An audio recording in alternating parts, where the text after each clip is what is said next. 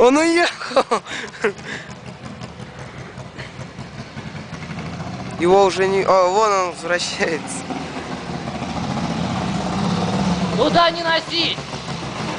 Туда не едь, иностранцы!